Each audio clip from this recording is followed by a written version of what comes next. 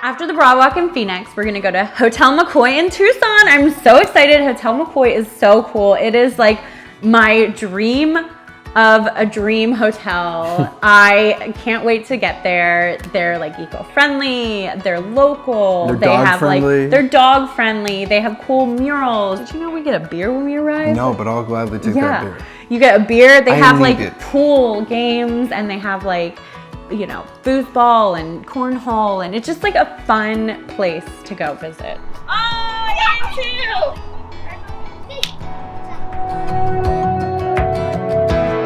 We meet Jordan in Tucson, and Jordan is the coolest person ever. She runs this really cool organization called TRAK, and I'm blown away by what they do. Good.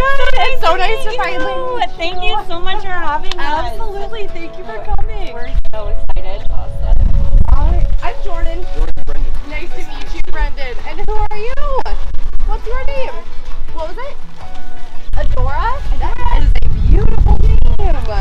I am so excited to learn about what TRAK is doing in their community and how they're working with equine therapy. It's just such a cool discipline. Well, it seems to be a pretty new therapy. I mean, this isn't, you know, it's obviously been around for a long time, but probably only recently has gained a lot of attention as a potential therapeutic for people who are struggling. Well, welcome to TRAK, guys. So we're closed until 5, so you guys just have a private thing right now. We'll hang out and see some animals, and then we have Christina coming over to, I don't know if this is timed or not, but to saddle up some horses. And maybe get Isadora on a horse today. Did you hear that? Do you want to ride one? All right. So the average cost to feed one horse and care for it per year is $5,000. Wow. We have over 30, so it's closer to 200 grand per year just to care and feed for them. Yep. Plus all of our other animals. We have mini horses, mini donkeys, goats, sheep, pigs, bunnies, chickens, ducks, all of it. So that is like our main cost out here is food and caring for our animals. Wow. Yeah.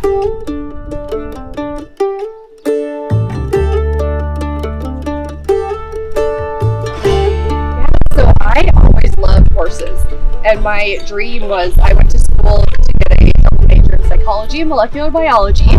So my goal was always to work with kids with autism, but on the psychology side of things. It's really funny how life works, because when I came here and got involved, they're like, we need someone to help with development, which I worked for a nonprofit consulting firm in Denver. So that's my background. So I was like, well, I've got you on the nonprofit side of things. So it's just kind of funny how life works, where you have something in mind that you want to do, and I get to be part of this amazing organization that does work with equine therapy and with kids with autism, just differently than I expected. It's such an inclusive environment and community out here, so we really, as staff members, are encouraged to be a part of the different things that we want to. So whether it's being out here with the animals and teaching kids, I get to teach our Tiny Trailblazers class, which is with our little kids, but I also get to work with our database management system, which I love, working with our equine therapy clients. So it's just, we're really encouraged to kind of figure out what our gifts are and what we love to do out here and be a part of it. So this is where a lot of our kids like to hang out. Yeah. As you see, we have like pictures of the ducks and different animals that kids will draw and hang up all the time. So this is our little indoor area where they have their AC. And this one is Jake. He's also one of my favorites. And then we have, this is Mr. Oreo. Mr. Oreo. Aren't they soft? They're so cute. And then we have a bunch of our chickens. All of our animals out here have a job.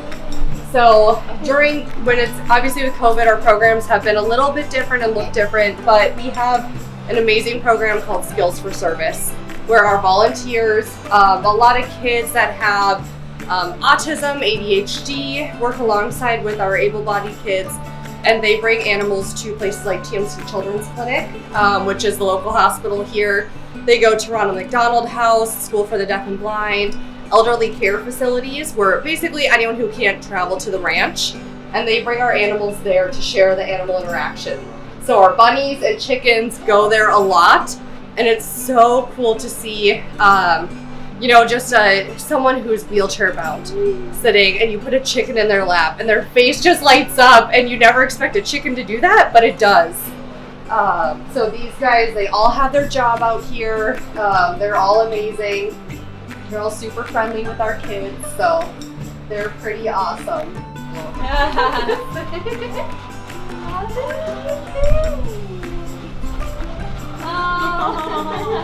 With talk therapy, there's always that human component where you hope you're not being judged, but there's always a chance that you are being judged, or that, you know, because it's just the human aspect. With horses, they don't judge you. I mean, I've seen veterans with PTSD who are just struggling come out, and with our biggest horse, Norman, who's back here, just walk into a stall with him and drape themselves over his back, and he will just stand perfectly still.